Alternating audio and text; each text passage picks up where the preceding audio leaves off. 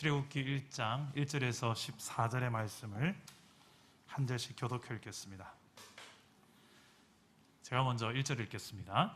야곱과 함께 각각 자기 가족을 데리고 애굽에 이른 이스라엘 아들들의 이름은 이러하니 르우벤과 시므온과 레위와 유다와 이사갈과 스불론과 베냐민과 단과 납달리와 갓과 아세리요 야곱의 허리에서 나온 사람이 모두 70이요 요셉은 애굽에 있었더라. 요셉과 그의 모든 형제와 그 시대의 사람은 다 죽었고 이스라엘 자손은 생육하고 불어나 번성하고 매우 강하여 온 땅에 가득하게 되었더라. 요셉을 알지 못하는 새 왕이 일어나 애굽을 다스리더니 그가 그 백성에게 이르되 이 백성 이스라엘 자손이 우리보다 많고 강하도다. 자 우리가 그들에게 대하여 지혜롭게 하자. 두렵건대 그들이 더 많게 되면 전쟁이 일어날 때에 우리 대적과 합하여 우리와 싸우고 이 땅에서 나갈까 하노라 하고 감독들을 그들 위에 세우고 그들에게 무거운 짐을 지워 괴롭게 하여 그들에게 바로를 위하여 국고성 비돔과 라암셋을 건축하게 하니라. 그러나 학대를 받을수록 더욱 번성하여 퍼져나가니 애굽 사람이 이스라엘 자손으로 말미암아 근심하여 이스라엘 자손에게 일을 엄하게 시켜 어려운 노동으로 그들의 생활을 괴롭게 하니 곧 흙 일기기와 벽돌 굽기와 농사의 여러 가지 일이라 그 시키는 일이 모두 엄하였더라. 아멘. 할렐루야. 오늘도 말씀으로 찾아오시는 주님 만나기를 축복합니다. 제가 넌센스 퀴즈를 하나 내겠습니다. 맞으면 맞을수록 더 쓰러지는 것이 아니라 살아나는 것이 있습니다. 뭘까요? 정답입니다. 팽이죠. 끝나고 제가 상품을 드릴게요. 누가 마스크를 쓰고 있으니까 누가 맞췄는지도 모르겠습니다. 여러분, 팽이와 같은 존재가 오늘 말씀해 보면 하나님의 백성이라는 사실을, 교회라는 사실을 성경은 말해줍니다. 세상의 대부분의 사람들은 또 맞으면 맞을수록 이게 가장 비참한 것이고 또 고난이 심하면 심할수록 실패한 것이라고만 이해를 하고 해석을 하지만 하나님 나라 백성은 세상을 살아갈 때에 때로는 그 고난과 때로는 그 어려운 고통의 시간들이 오히려 내가 더 강해지고 더 정금과 같이 되어지는 과정으로서 그리고 내 연약했던 믿음이 더 굳건한 믿음으로서 세워질 수 있도록 하나님은 때로는 우리 인생 가운데 고난을 허락하시기도 합니다. 그 풍랑, 그 폭풍이 때로는 너무나도 심해서 내 인생 가운데 내게 왜 이런 고통이 있을까? 이런 풍랑이 있을까? 이런 폭풍 같은 시간들이 있을까? 하나님의 뜻을 묻기도 하죠. 중요한 것은 그 하나님의 백성 자체가 힘이 세서 강한 존재라서 풍랑을 이겨내고 오히려 더 강해지는 것이 아니라는 사실입니다.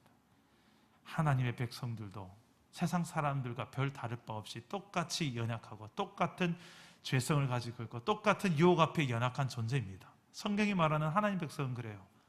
그러나 다른 것이 하나 있어요. 뭐가 다르길래 하나님 나라 백성들은 고난이 와도 폭풍을 만나도 죽기는커녕 팽이처럼 더 강해지고 더 살아날까요? 오늘 말씀 출애굽기 말씀 속에서 어떻게 힘든 고난 속에서 난 약해지지 않고 무너지지 않고 팽이처럼 살아나고 더 강해지는 하나님 나라 강한 군대로 백성으로 일어날 수 있을까 살펴보며 은혜를 나누겠습니다. 두 가지를 살펴볼 텐데요. 첫째는 하나님은 약속을 지키시는 하나님이시기에 그 약속의 신실한 왕이신 하나님을 믿는 믿음으로 우리는 어떤 고난 속에서도 승리하고 강해질 수가 있습니다. 따라서 봅시다. 약속을 지키시는 하나님을 믿으라. 약속을 지키시는 하나님을 믿으라. 전 약속하면 저는 제일 먼저 부부가 생각납니다. 결혼할 때 신랑은 신부는 하면서 헌약식을 하죠. 비가 오나 바람이 부나 검은 머리가 팥불이 될 때까지 사랑할 것을 신랑은 다짐합니까? 하면 예식장이 떠나갈 듯이 큰 소리로 예! 하고 외치는 게 결혼 다 경험하지 않았습니까? 정 집사님 그렇게 하셨죠? 예. 지금 어떻게 그 약속한 대로 잘 살고 계신 것 같습니까? 예, 대답은 나중에 하는 걸로. 대부분의 신랑 신부가 그렇게 살지 못할 때가 많아요. 그때 다짐한 만큼. 여러분 혹시 결혼 매니페스토라는 이 단어를 들어보셨습니까? 이 매니페스토란 단어는 대통령이 공직 선거에 나서서 후보자들이 이렇게 내놓는 공식 공약 사항들, 이것을 매니페스토라고 하는데, 결혼에도 매니페스토가 있다. 이것은 마치 우리가 흔히 말하는, 방금 말했던 서로를 존중해주고 건물이 팥불이 되도록 사랑하고 이렇게 의뢰하는 그런 멘트가 아니라 아주 구체적인 조항 사항들이 있습니다. 예를 들면 이런 겁니다. 아무리 싸우더라도 각방을 쓰지 않겠습니다. 다투더라도 아침밥은 꼭 챙겨주겠습니다. 비자금 챙기지 않겠습니다. 딴 주머니 만들지 않겠습니다. 남편의 비자금이 내게 발각되더라도 눈 감아주겠습니다. 매년 첫눈이 오는 날이면 사랑하는 아내에게 꽃다발을 선물하겠습니다. 매일 밤 남편을 위해서 나는 기도하겠습니다. 청소 설거지는 아내의 손에 물 묻히지 않겠습니다. 하루에 한 번씩 남편에게 뽀뽀를 해주겠습니다. 등등, 이런 구체적 조약이 있는 게 결혼 매니페스토입니다. 저도 이 결혼 주례를 할 경우에 이런 조약 사항들을 3가지 이상씩 받고, 또 결혼 예비 학교를 3번 이상 만나서 해야 되고, 신앙의 결혼 안에서만 제가 주례를 합니다. 이런 약속 조항들이 우리 인생 사는데 있어서 참 더 우리의 삶을 더 튼튼하게 만들어주고, 더 책임감 있게 만들어주고, 우리의 방향을 또 정해주기도 하죠. 그래서 우리는 참 많은 약속을 하면서 살아갑니다. 그런데 이 약속은 하는 것보다 더 중요한 게 있어요. 지키는 겁니다. 지키지 않을 약속이라면 차라리 어쩌면 안 하는 게 나을지도 모르겠습니다. 오늘 말씀에서 하나님은 이스라엘 백성들을 향하여 약속을 지키시는 하나님이십니다. 그 약속을 역사 속에서 이루어 가시는 하나님이심을 드러내고 있습니다. 어떻게 드러내시는가? 오늘 읽은 이 출애굽기 말씀의 첫 시작이 야곱의 12아들의 이름을 이야기로 시작합니다. 원래 이 출애굽기라는 이 성경의 제목은 원래 출애굽기, 엑소두스가 아니에요. 원래는 원어를 보면, 히브리 원어로 보면 엘레쉐모트, 이것들은 이름이다. 이름을 소개하는 책이 출애굽기입니다. 누구의 이름을 소개하는 책일까요? 출애굽기는 하나님 나라의 백성들의 이름, 그리고 하나님 나라의 왕의 이름을 소개하는 책입니다. 하나님 나라의 백성이 누구입니까? 하나님 나라를 상징해주고 보여주는 나라가 이스라엘입니다. 그리고 이스라엘의 12지파입니다. 그 12지파의 이름이 누구냐? 야곱의 12아들입니다. 그래서 12아들의 이름이 출애굽기 서론에 제일 먼저 등장하는 거예요. 하나님 나라 백성이 되어질 그들의 이름이 누구냐? 이 이름들이 어떻게 해서 여기까지 오게 되고 만들어졌느냐? 그리고 이 나라, 하나님 나라가 이루어질 그 나라의 왕의 이름은 무엇이냐? 출애굽기 3장에 가면 여호와라는 하나님의 이름이 등장합니다. 이런 이름이 드러나는 책이 이 바로 출애굽기입니다. 이 출애굽기 우리가 오늘 읽은 본문에 보면 하나님이란 단어 자체가 등장하지 않아요. 여호와는 더 등장하지 않습니다. 아니, 가장 중요한 이름을 거론해야 된다면 그 나라의 왕부터 이름을 거론해야 되는데 왜 백성들의 이름 나오는데 시작부터 하나님 나라, 하나님의 왕의 이름은 기록되지 않습니까?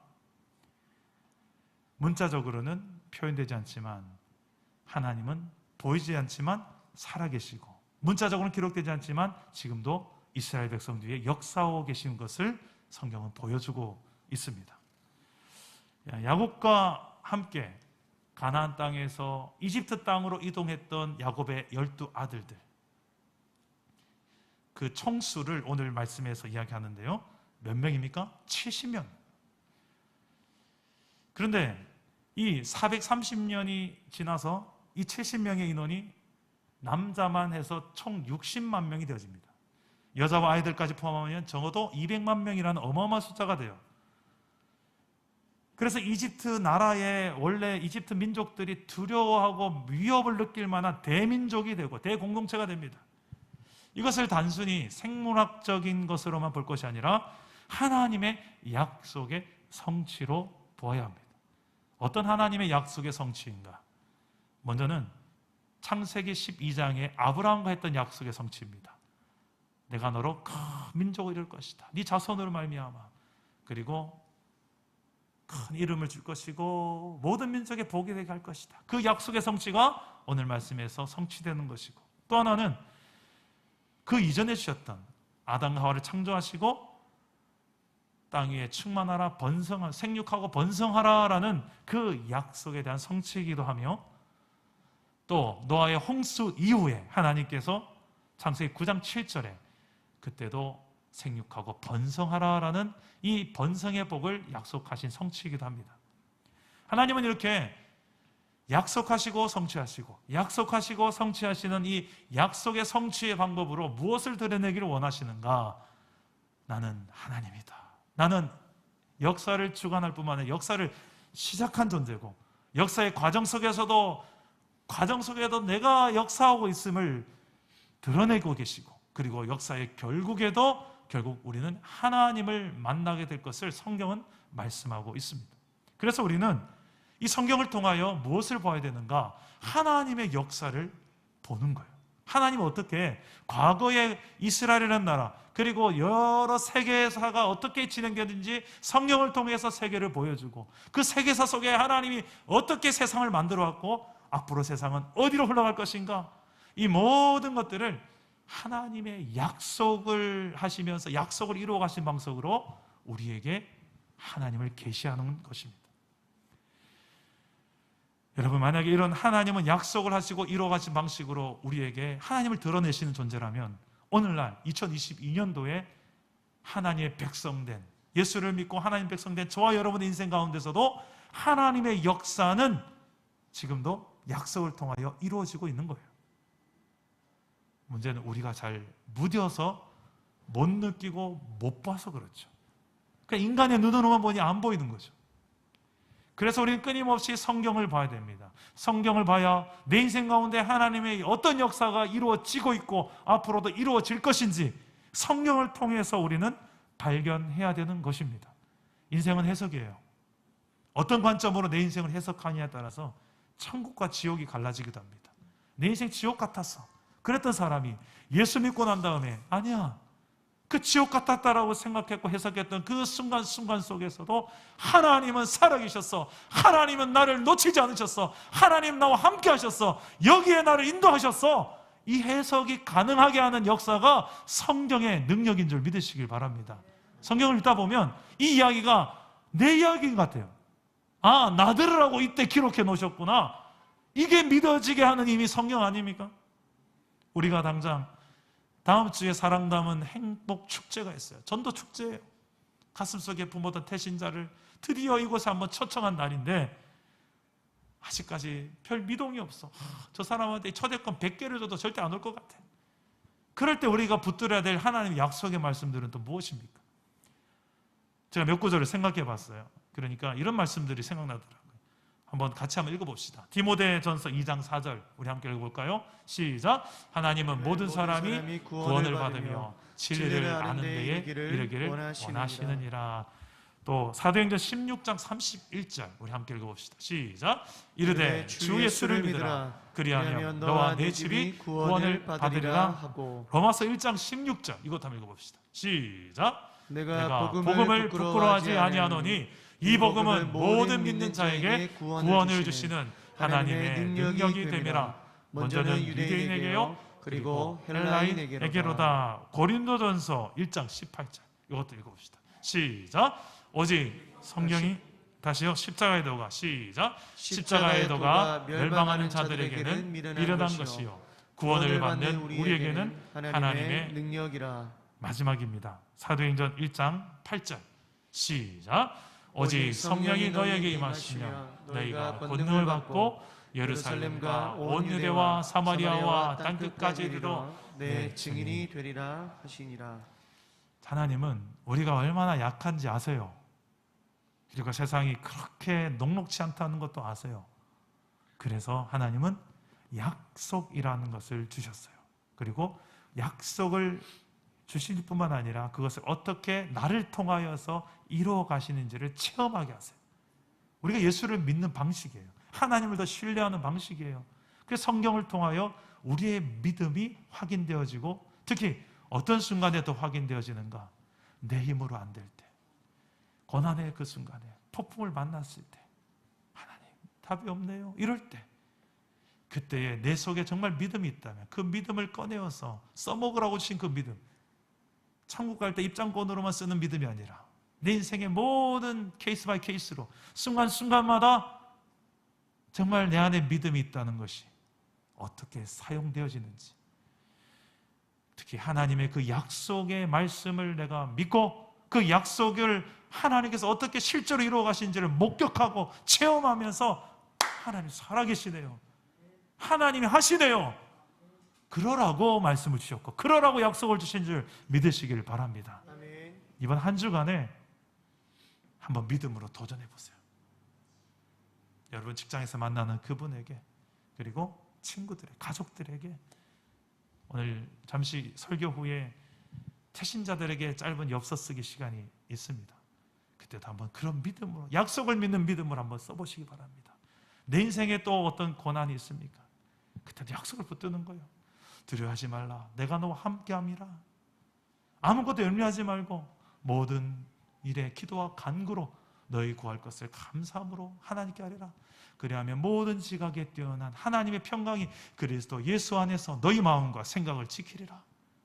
여러 약속의 말씀을 붙들고 내 염려거리, 두려움거리, 내게 닥친 풍랑 속에서 하나님의 약속을 붙들고 그 약속이 실제로 정말 이루어지는지 안 이루어지는지를 확인하는, 그러므로 내 믿음이 더 확고해지는, 그래서 더 강해지는, 이스라엘 백성같이 더 강해지는 하나님의 백성 되기를 저와 여러분은 주 예수 이름으로 축복합니다. 하나가 더 있습니다. 하나님 백성은 고난보다 더 크신 하나님을 믿음으로, 고난의 크기보다 더 크신 하나님을 믿음으로 강해질 수가 있습니다. 따라서 봅시다. 고난보다 크신 하나님을 믿으라. 하나님을 믿으라. 우리가 하나님의 약속이 이루어지는 것을 체험하면서도 그래도 또 고난이 또 찾아와요. 그래도 폭풍이 찾아와요. 그럴 수 있어요. 하지만 고난 속에서도 궁극적으로는 우리가 더 고난을 통해서 더 강해지고 더 견고해지는 믿음으로 하나님 백성다운 삶을 살아내게 된다는 것을 성경을 통하여 알게 됩니다.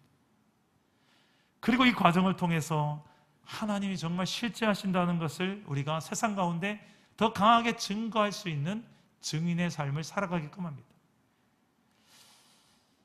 하나님이 약속을 우리에게 주셨고, 특히 어려운 위기 속에서 그때 우리는 이 써먹으라고 약속을 주셨는데, 그 약속이 특히 고난 가운데서 어떻게 더 우리가 그 약속을 붙들어야 될지, 여러분, 이런 이스라엘 백성들이 특별한 위기를 맞이합니다. 어떤 위기를 맞이하는지 우리 8절에서 11절 말씀을 우리 한번 보겠습니다. 8절에서 11절 함께 읽겠습니다. 시작. 요셉을 알지 못하는 새 왕이 일어나 애굽을 다스리더니 그가 그 백성에게 이르되 이 백성 이스라엘 자손이 우리보다 많고 강하도다.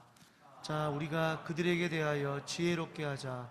두렵건대 그들이 더 많게 되면 전쟁이 일어날 때에 우리 대적과 합하여 우리와 싸우고 이 땅에서 나갈까 하노라 하고, 감독들을 그들 위에 세우고 그들에게 무거운 짐을 지워 괴롭게 하여 그들에게 바로를 위하여 국고성 비돔과 라암셋을 건축하게 하니라. 아멘. 자, 새 왕이 이집트에 세워졌는데, 이 새롭게 이렇게 새 왕이 일어나 애굽을 다스렸다, 이 표현을, 원어적 표현을 보니까 정상적 승계를 리더십이 세워질 때 사용하는 표현이 아니고요, 쿠데타를 통해, 반역을 통해, 힘의 논리를 통하여 정권을 잡았을 때 쓰는 표현들입니다. 새로운 이집트 왕이 힘을 통하여서 이전의 정권을 뒤집고 세워졌는데, 그런데 세워지고 나서 보니까 자신을 위협하는 존재가 누구냐? 이스라엘 백성들의 그 많은 대군인 거예요. 만약에 전쟁이라도 나면 저 적군과 이스라엘이 연합을 하게 된다면, 그래서 이 이집트의 정권을 뒤집을 만한 충분한 힘이 된다면 저들은 분명히 위험한 존재다.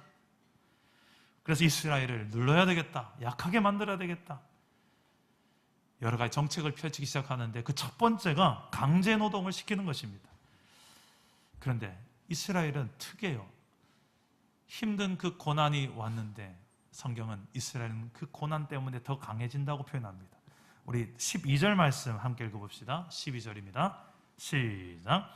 그러나 학대를 받을수록 더욱 번성하여 퍼져나가니 애굽 사람이 이스라엘 자손으로 말미암아 근심하여. 자, 이게 웬일입니까? 학대를 받았는데 성경의 표현대로 보면 학대를 받으면 받을수록 더 번성하여 퍼져나갔더라. 이게 교회고 하나님 나라 백성의 특징 중에 하나입니다. 이게 믿음의 사람들의 특징이에요. 이런 이스라엘을 보니까 애굽 사람들은, 이집트 사람들은 더 근심하게 됩니다. 그냥 숫자가 많아서 두려운 존재로 알아서 눌렀는데, 이거 봐라, 눌렀는데 더 강해져요.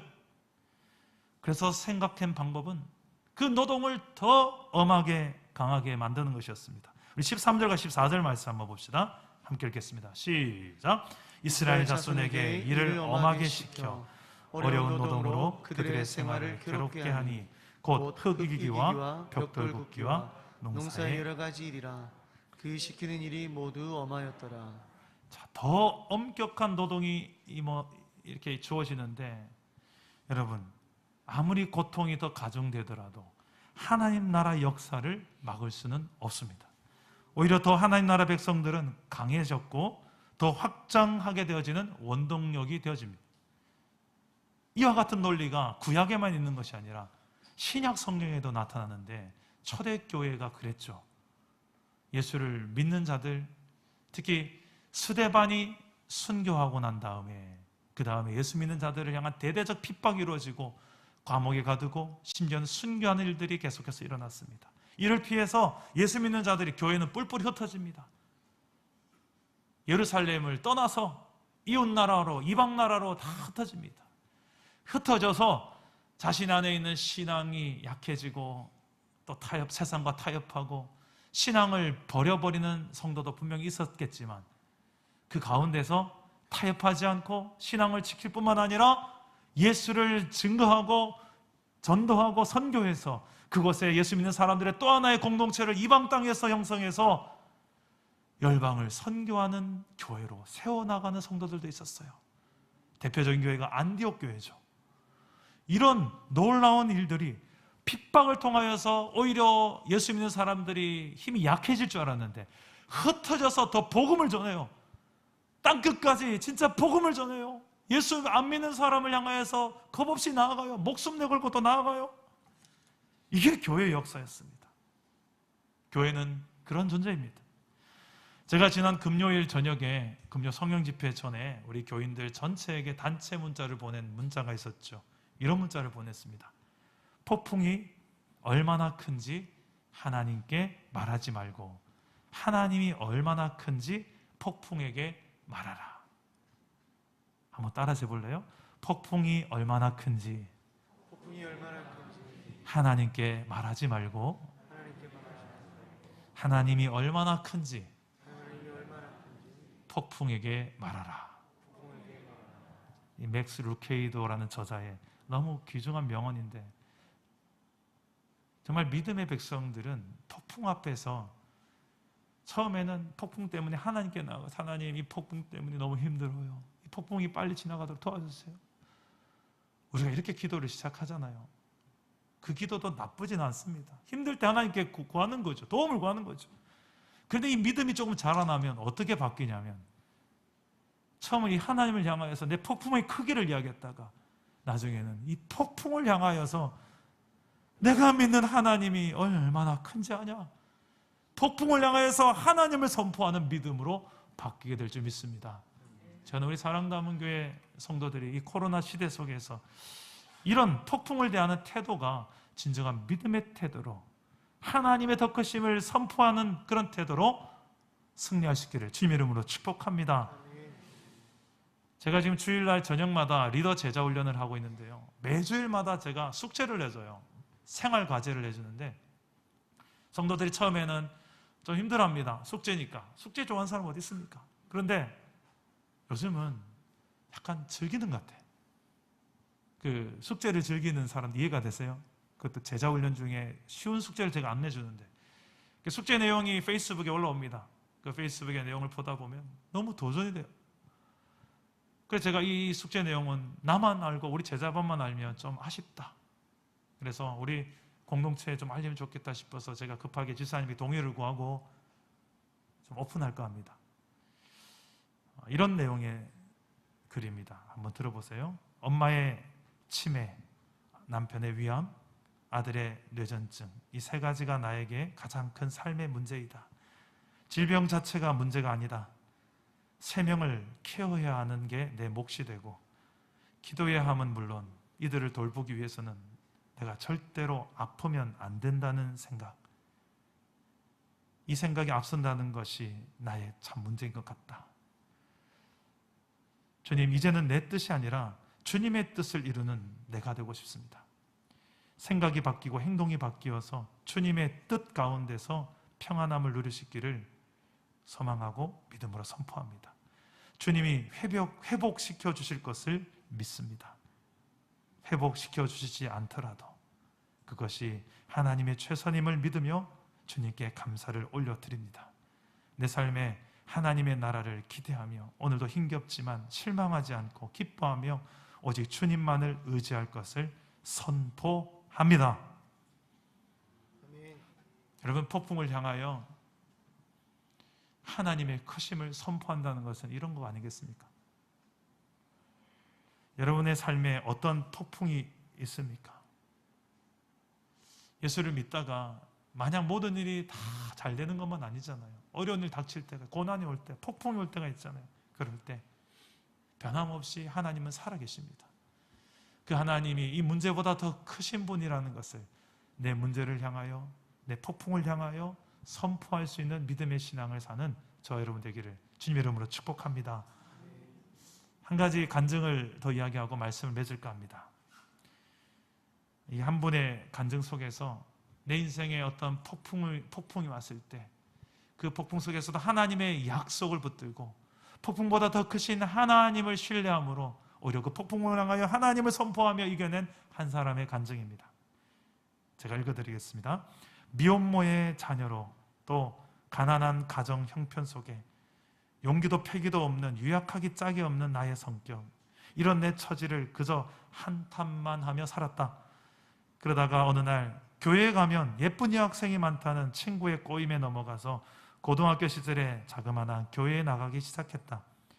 2학년 때는, 고등학교 2학년 때는 뭔지도 모르고 세례를 받았다. 그런데 이 사건이 집안을 발칵 뒤집어 놓았다. 나는 서자로 태어났지만 졸지에 장손이 되었다. 대대로 불교와 유교를 신봉하는 집안에서 장손이 예수를 믿는 것은 결코 용납될 수 없었다. 교회 가는 것을 삼촌들이 필사적으로 말렸다. 내가 말을 듣지 않자 결국 가문에서 쫓겼다. 악재는 이것으로 끝나지 않았다. 고등학교 3학년 때 류마티성 관절염이라는 더 큰 재앙이 나를 덮쳤다. 건강이 점점 악화되어 결국 2학기 가을에 눈물을 머금고 휴학해야만 했다. 누가 봐도 나는 완전히 끝난 인생이었다.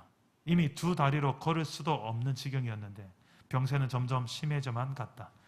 절망 가운데 있을 때 나보다 먼저 기적 같은 치유를 체험한 한 친구의 권고를 따라 이 문제를 하나님께로 맡기기로 했다.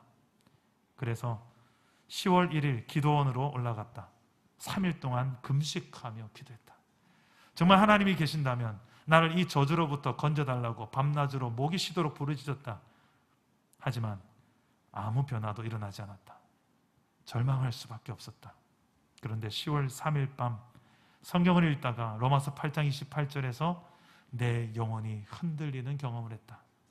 우리가 알거니와 하나님을 사랑하는 자, 곧 그의 뜻대로 부르심을 입은 자들에게는 모든 것이 합력하여 선을 이루느니라. 이 말씀이 정말 사실이라면 하나님께 내 인생 전부를 걸겠다고 결단하는 그 순간 나도 모르게 무릎을 꿇게 되었다. 손을 들어 이렇게 하나님께 고백했다. 하나님, 저를 미혼모의 자식으로 태어나게 하신 것 감사합니다. 가난한 집안에서 태어나게 하신 것을 감사합니다. 유약하고 용기 없는 사내로 태어나게 하신 것도 감사합니다. 이 모든 것을 통해 합력하여 선을 이루어 주실 줄 믿습니다. 제게 류마티스성 관절염을 주신 것도 감사합니다. 병을 고쳐주셔도 감사하지만 고쳐주지 않으셔도 감사합니다. 이 모든 것이 반드시 제게 유익이 될 줄 믿습니다. 그날 나는 구원자 되시는 예수님을 내 인생 한가운데에 모셨다. 다리를 고쳐달라는 기도는 더 이상 하지 않게 되었다. 6일 동안 구원의 감격 속에서 오직 성경만 읽었다. 그리고 10월 9일 기적이 일어났다. 걷지도 못하던 두 다리가 멀쩡해졌다. 기도원을 나는 기어서 올라갔는데 9일 만에 뛰어서 내려갔다. 이 놀라운 일은 또 다른 놀라운 선을 이루었다.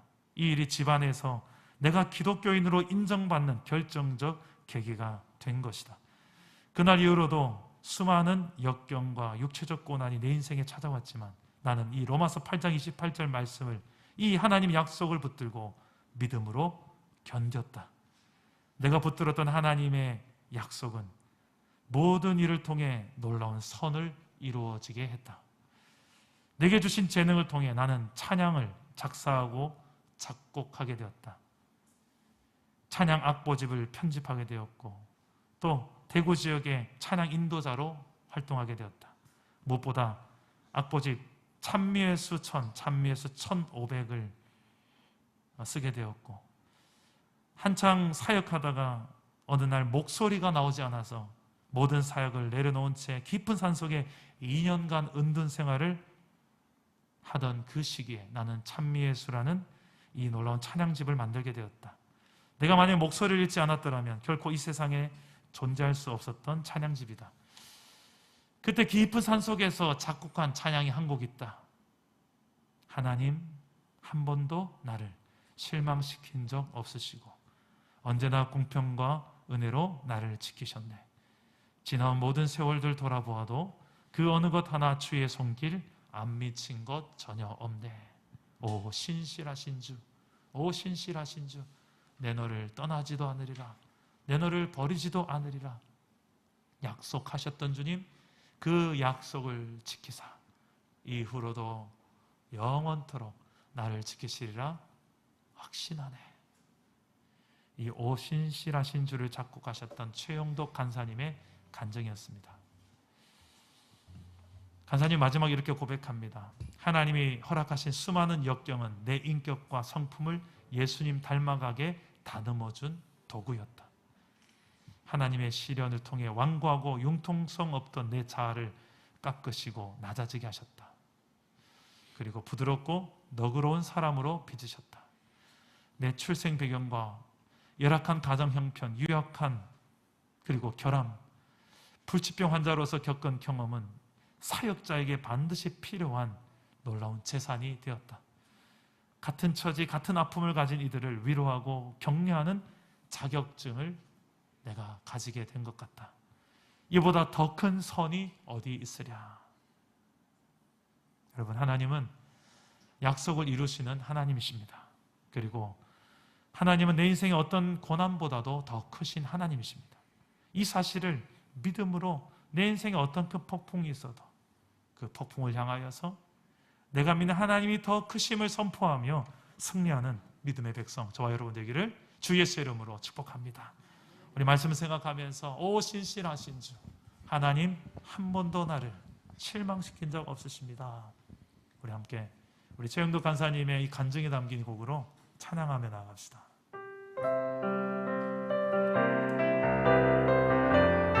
하나님 한 번도 나를 실망시킨 적 없는 신실하신 약속의 하나님이십니다. 하나님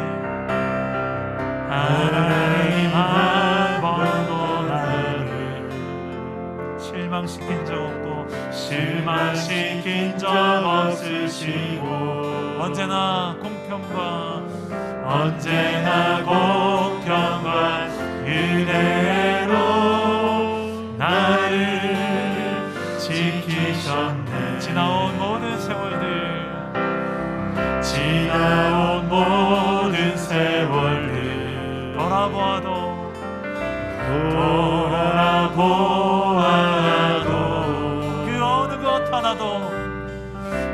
어느 것 하나 주의 손길 안 미친 것 전혀. 하나님은 신실하신 하나님이십니다. 오 신실하신 주, 오 신실하신 주, 내 너를 떠나지 않으리. 내 너를 떠나지도 않으리라. 내 너를 버리지도 않으리라. 약속하셨던 주님,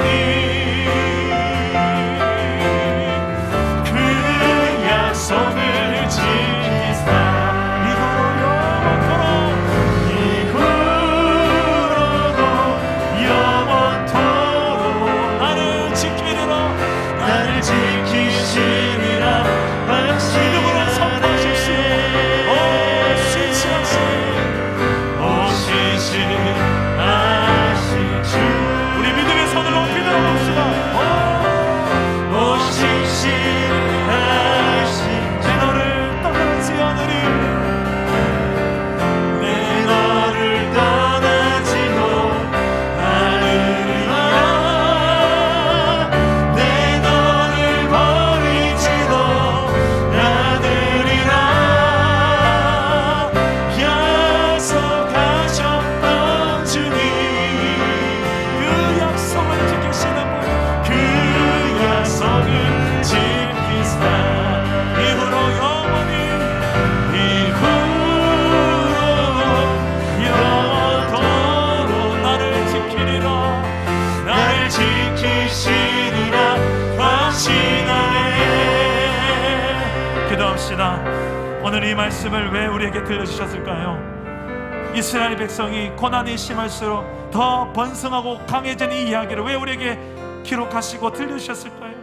오늘날 이 시대도 똑같은 이 원리가 내 삶에도 그대로 적용되는 그 하나님이심을 우리에게 들려주고 싶으셔서, 어떠한 고난이 있습니까? 어떠한 폭풍이 있습니까? 그 폭풍 때문에 처음에 하나님 앞에 나와서 하나님 살려주세요, 도와주세요 기도했지만, 이제 내가 하나님 믿어지고 난 다음에는 그 폭풍을 향하여서 하나님이 너보다 더 크다, 하나님이 전능하시다, 그 하나님의 크심을 선언하며 믿음으로 폭풍을 뚫고 지나갈 수 있는 하나님의 강한 백성 내가 되게 하시고, 우리 가정 되게 하시고, 우리 사람담은 교회 공동체가 되게 하여 주시옵소서.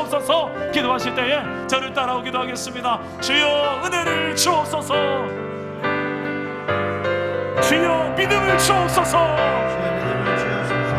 주여 승리케 하옵소서. 기도합니다.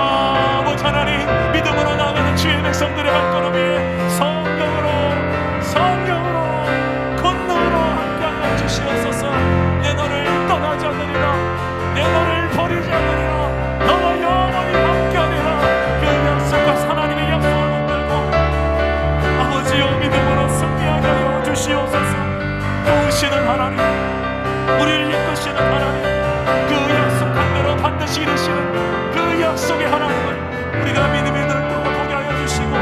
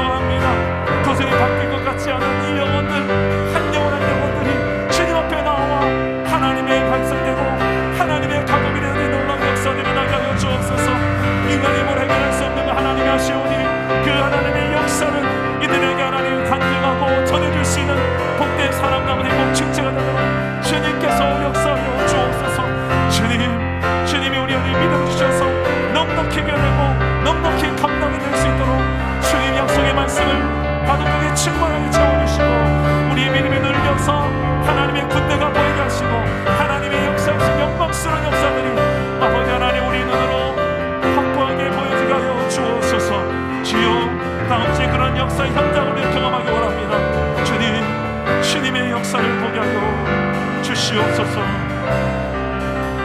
우리 연이어서 한 번만 더 기도하겠습니다. 다음 주일은 사랑 담은 행복 축제입니다.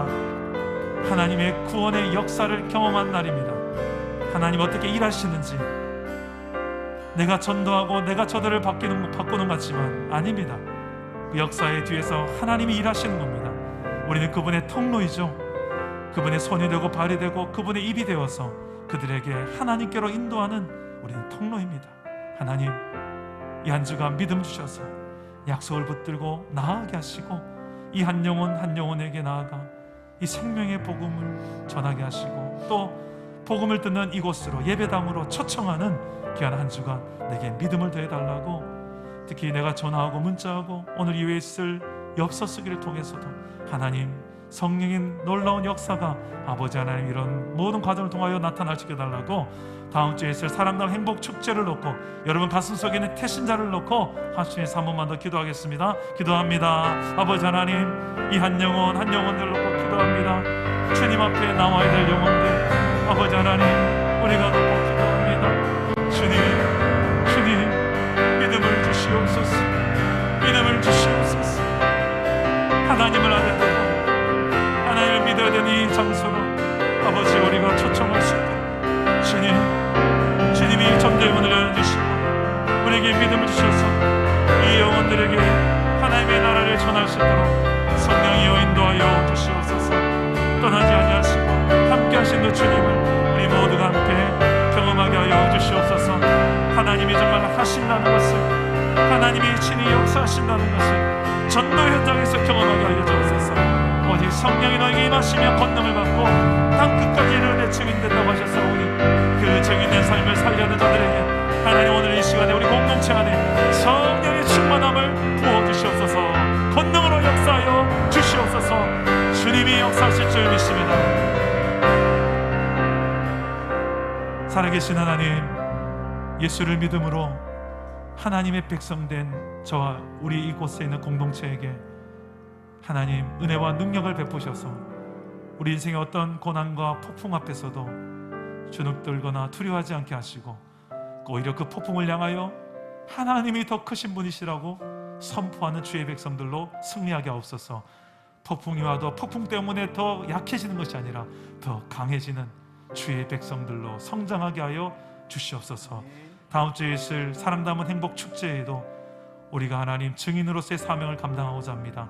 성령의 권능을 부어주셔서 하나님 전도의 문을 열어주셔서 하나님이 어떻게 하시는지를 목격하는 복된 한 주간 되게 하시고, 다음 주일에 이곳에 나오게 될 하나님 새 생명들에게 하나님 놀라운 복음의 생명을 심어주셔서 하나님 나라 백성 되어지는 생명책에 그 이름이 기록되어지는 놀라운 역사의 현장이 되게 하여 주시옵소서. 그렇게 역사하실 주님을 믿사옵고 예수님 이름으로 기도드립니다. 아멘.